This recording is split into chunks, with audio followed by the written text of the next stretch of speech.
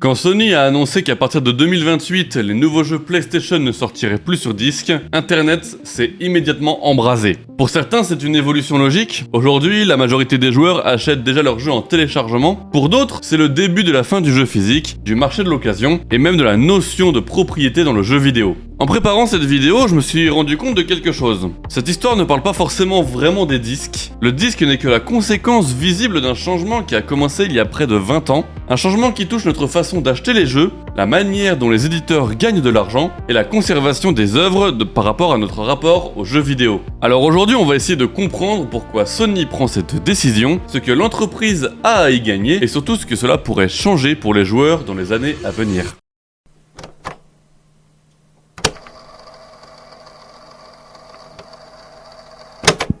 Avant d'accuser Sony d'avoir signé l'arrêt de mort des jeux physiques, il faut être honnête avec nous-mêmes. Parce qu'au fond, est-ce qu'on peut vraiment reprocher à une entreprise d'abandonner quelque chose que les joueurs utilisent de moins en moins ? Je sais parfaitement que cette idée ne plaira pas à tout le monde, mais regardons simplement les faits. Aujourd'hui, combien d'entre nous achètent encore tous leurs jeux en version physique ? Je parle pas d'une édition collector achetée de temps en temps, mais de l'ensemble des achats. Personnellement, j'achète encore beaucoup de jeux en physique ou en magasin, mais pour une grande partie des joueurs, le numérique c'est devenu la norme. Pas parce qu'ils détestent les boîtes ou les disques, mais parce que c'est simplement plus pratique. On rentre du travail, on s'installe sur le canapé, on ouvre le PlayStation Store, on clique sur acheter et quelques minutes plus tard, le téléchargement se lance et on peut directement jouer. Si le jeu sort le lendemain, on peut le précharger et commencer à y jouer dès minuit généralement sans quitter son salon. Et c'est justement là que Sony a été très intelligent. L'entreprise nous a jamais forcé à abandonner le physique. Elle nous a simplement proposé une alternative de plus en plus confortable. Les promotions se sont multipliées, les connexions internet se sont améliorées, les consoles sont devenues plus rapides et les abonnements ont rendu l'accès aux jeux encore plus simple. Petit à petit, le téléchargement est passé du statut d'option pratique à celui de réflexe humain presque. Le plus étonnant dans tout ça, c'est que cette transition s'est faite sans qu'on s'en rende compte. Personne ne s'est réveillé un matin en découvrant que les disques avaient disparu. Tout s'est fait progressivement. Un jeu acheté en téléchargement parce qu'il est en promotion, puis un autre parce qu'on voulait y jouer immédiatement, puis encore un autre par simple facilité, et quelques années plus tard, notre bibliothèque est devenue majoritairement numérique. Et c'est probablement pour cette raison que l'annonce de Sony surprend autant aujourd'hui. Elle donne l'impression d'un changement brutal, alors qu'elle ne fait peut-être qu'officialiser une évolution bien plus engagée. Depuis plusieurs années, les ventes numériques progressent constamment et représentent désormais la majorité des ventes de jeux PlayStation. Et la question que vous allez me poser, c'est si les joueurs achètent déjà principalement en numérique, pourquoi attendre 2028 pour ne plus fabriquer de disques ? C'est une des questions que je me suis posée en faisant cette vidéo. Et plus je cherchais la réponse, et plus je réalisais que les habitudes des joueurs n'étaient qu'une partie infime de l'histoire derrière tout ça. Parce qu'en réalité, si Sony prend cette décision et cette direction aujourd'hui, ce n'est pas seulement parce que nous téléchargeons davantage nos jeux, c'est aussi parce que le numérique est devenu un business incroyablement rentable pour les développeurs.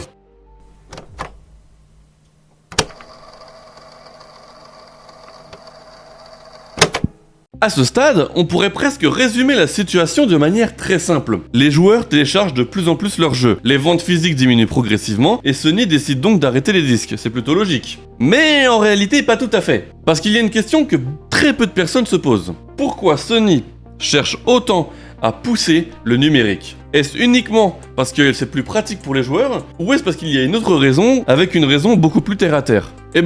Pour répondre à cette question, il faut suivre le parcours d'un jeu vidéo. Imaginons demain, PlayStation nous sorte un nouveau jeu God of War. Avant même que vous puissiez l'acheter, ce jeu doit être gravé sur des millions de Blu-ray, inséré dans des boîtes, emballé, transporté jusqu'à des entrepôts, puis redistribué vers des milliers de magasins partout dans le monde. Et une fois arrivé en rayon, il faut encore que le magasin le stocke, le mette en avant et le vende. On n'y pense jamais parce que tout ça se passe en coulisses. Mais derrière une simple boîte de jeu se cache une immense chaîne de logistique. Et évidemment, chaque étape représente un coût. Fabriquer un disque coûte de l'argent, produire une boîte coûte de l'argent, transporter des ballettes de jeux coûte de l'argent, etc., etc.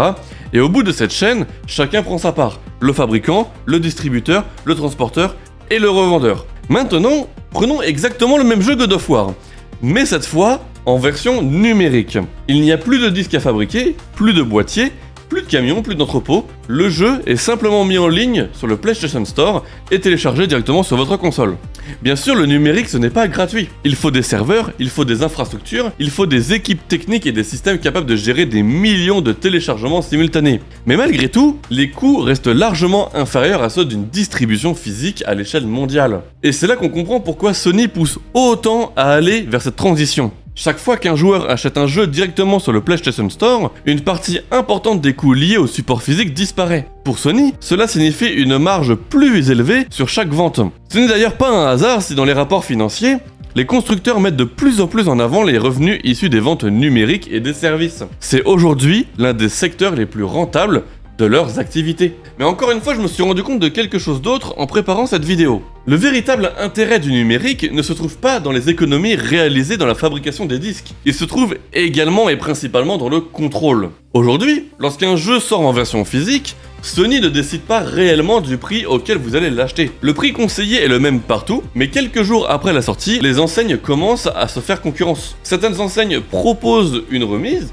d'autres proposent des offres d'achat, et les grandes surfaces n'hésitent pas à casser leurs marges pour attirer les clients. Suite à ça, en quelques semaines, un même jeu peut se retrouver affiché à des prix différents selon les magasins. En mettant en place le numérique total, cette concurrence va disparaître presque complètement. Lorsque vous achetez un jeu sur le PS Store, il n'existe pas vraiment d'autres alternatives. Le prix est fixé par Sony et il le restera jusqu'à ce que Sony décide de lancer une promotion. Autrement dit, le constructeur contrôle non seulement la plateforme sur laquelle vous achetez vos jeux, mais aussi le rythme auquel le prix pourra évoluer à terme. Et je tiens à le préciser encore une fois, ça ne veut pas dire que Sony va forcément augmenter tous ses tarifs. L'entreprise Sony va retrouver une sorte de contrôle qu'elle n'avait jamais eu auparavant lors de la distribution de ses jeux. Et encore une fois, on peut se dire que ce n'est pas forcément la raison principale.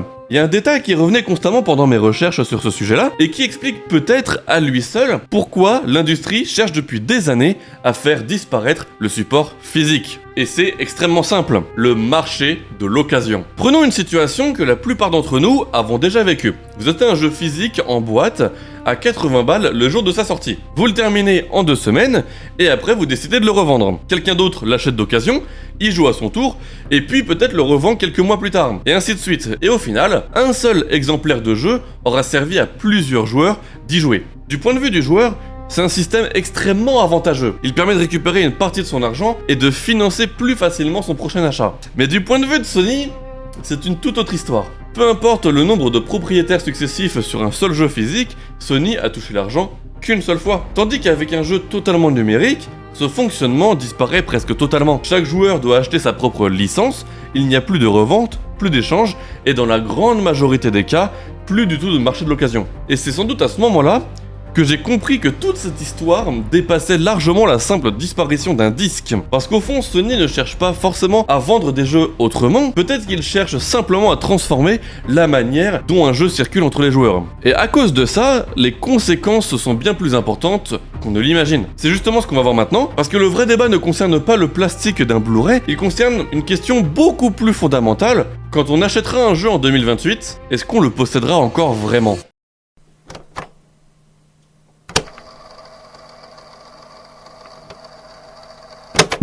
Jusqu'à maintenant, on a surtout parlé d'argent, des économies réalisées par Sony, des ventes numériques ou encore du marché de l'occasion. Pourtant, au fur et à mesure qu'on avance, je me rends compte que ce n'est peut-être pas ce qui inquiète le plus les joueurs. Il y a une question qui revient souvent quand on parle de jeux vidéo dématérialisés, est-ce qu'on possède encore nos jeux ? Et la réponse est forcément moins évidente que ce qu'on pourrait croire. Quand on achète un jeu sur le PS Store, Steam ou même Xbox Store, l'expérience semble identique à un achat physique. On paie, le jeu apparaît dans notre bibliothèque, et on peut y jouer immédiatement. Dans notre esprit, on vient simplement d'acheter un jeu. Sauf que, juridiquement, la réalité est un peu différente. Dans la plupart des cas, ce que l'on achète vraiment, ce n'est pas le jeu en lui-même, mais une licence qui nous autorise à l'utiliser selon les conditions fixées par la plateforme. Tant que tout fonctionne normalement, cette différence est totalement invisible. Mais lorsqu'on regarde sur le long terme, elle devient beaucoup plus importante. Prenons un exemple.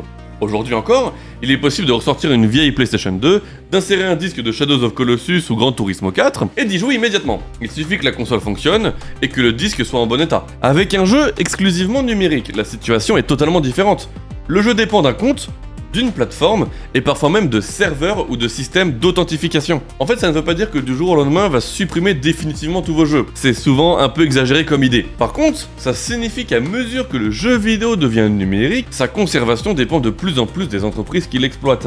Et c'est précisément ce qui inquiète de nombreuses associations spécialisées dans la préservation de jeux vidéo, parce que lorsqu'un jeu disparaît d'une boutique en ligne, ou qu'une licence expire, ou même qu'un service ferme définitivement, il peut devenir extrêmement difficile, voire impossible, d'y accéder légalement plusieurs années plus tard. Finalement, le débat ne se résume pas forcément à une opposition entre le physique et le numérique. La véritable question est de savoir comment préserver le jeu vidéo dans un monde où il dépend de plus en plus d'un écosystème totalement fermé. Mais pendant que tout le monde se pose cette question, il existe une conséquence dont on parle beaucoup moins. Une conséquence qui pourrait toucher directement tous les joueurs, le prix des jeux.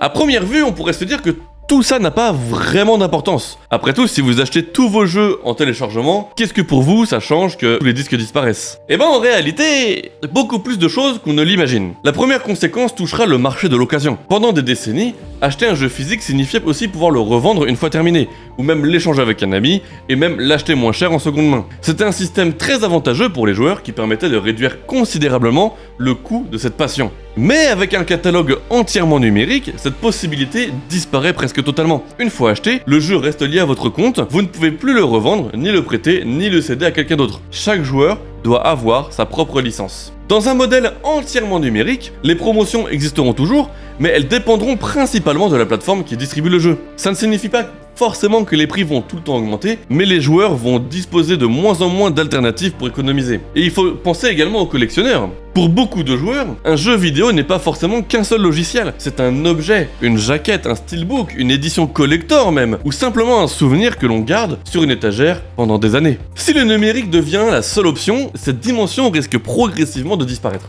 Les collections physiques existeront peut-être encore sous la forme un peu plus limitée, mais elles ne feront plus partie du quotidien de la majorité des joueurs. Et puis, un des grands oubliés de ce débat également, ce sont les magasins. Pendant des décennies, des enseignes comme Micromania ou GameStop ont construit une partie de leur activité autour des jeux physiques. Précommande, reprise, occasion ou même édition limitée, tout un écosystème s'est développé autour de ces ventes. Mais si demain tous les jeux sont achetés directement sur votre console, quel sera encore leur rôle à ces magasins? Certaines enseignes se réinventent déjà avec les figurines, les produits dérivés ou même le matériel gaming. D'autres ferment progressivement des magasins pour faute de rentabilité. Là encore, Sony n'est pas totalement à l'origine de cette tendance, mais sa décision pourrait clairement l'accélérer. Et c'est probablement ce qui rend cette annonce aussi symbolique, parce qu'au fond, on ne parle pas seulement de la disparition d'un disque, on parle de la disparition progressive d'un écosystème qui accompagne le jeu vidéo depuis des années, le marché de l'occasion, les collections, les magasins spécialisés et toute autre manière de consommer le jeu vidéo qui pourrait bien appartenir au passé. Maintenant, il va nous rester une dernière question à aborder. Cette évolution est-elle réellement inévitable?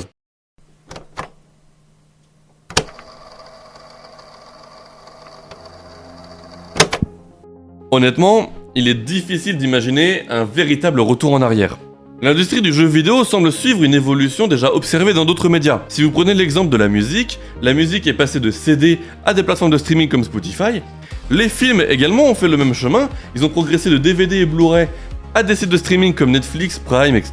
Et même les livres commencent à partir dans cette direction-là avec les livres numériques et les abonnements. À chaque fois, le schéma est similaire. Le support physique reste présent pendant un temps, puis le numérique devient progressivement plus pratique, plus accessible, jusqu'à devenir la nouvelle norme. Et vous vous en doutez, le jeu vidéo semble suivre exactement cette direction. Mais ça ne signifie pas que les jeux physiques vont totalement disparaître. Il restera probablement des éditions collector, des sorties limitées ou des objets destinés aux passionnés. Ils existent toujours, mais ils sont devenus un produit de niche davantage lié à la collection qu'à l'usage quotidien. Et c'est peut-être l'avenir du jeu vidéo physique. Ne plus être le standard, mais devenir un produit premium réservé aux joueurs et aux joueuses qui souhaitent conserver un objet tangible. Pour la majorité des joueurs, le numérique risque cependant de devenir la norme. Une évolution qui pourrait même sembler naturelle pour les nouvelles générations, qui auront peut-être du mal à comprendre qu'à une époque, la nôtre, acheter un jeu signifiait repartir avec une boîte entre les mains. Et au fond, c'est peut-être même ça le vrai sujet. Parce que cette évolution ne concerne pas uniquement Sony ou le jeu vidéo. Elle reflète un changement plus large de notre manière de consommer les œuvres culturelles.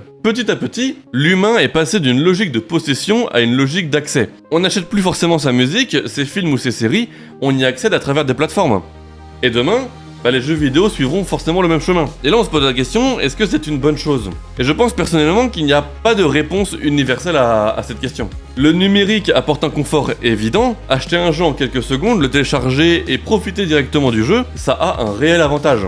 Malheureusement, il va forcément y avoir des questions importantes à se poser. Par exemple, que signifie réellement acheter un jeu lorsqu'on possède qu'une seule licence numérique? Que devient le marché de l'occasion? Et comment préserver des œuvres qui dépendent entièrement des plateformes privées? Finalement, la décision de Sony est peut-être moins importante pour ce qu'elle annonce que pour les questions qu'elle se pose. Au fond, le débat revient à une simple question. Est-ce qu'on cherche uniquement un accès plus pratique à nos jeux, ou est-ce qu'on tient encore à les posséder réellement?